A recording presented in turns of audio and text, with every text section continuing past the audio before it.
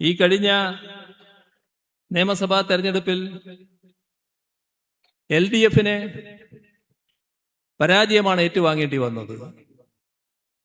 10 വർഷം ഭരിക്കുന്നവര് അവരൊന്ന് മാറട്ടെ, ഒരു മാറ്റം ജനാധിപത്യത്തിന് നല്ലതാണ് എന്ന ചിന്ത, അതാണ് തെരഞ്ഞെടുപ്പ് പരാജയത്തിന് പ്രധാനമായും ഇടയാക്കിയത്. ആ ജനവിധി പൂർണ്ണമായും ഞങ്ങൾ അംഗീകരിക്കുകയാണ്. ഞങ്ങളിലൂടെ മാത്രമേ കേരളത്തിന്റെ വികസനം നടപ്പാക്കാൻ പാടുള്ളൂ എന്ന നിർബന്ധം ഞങ്ങൾക്കില്ല. കേരളത്തിന്റെ വികസനവുമായി ബന്ധപ്പെട്ട് പൂർത്തിയാക്കാൻ കഴിയുന്ന കാര്യങ്ങൾ,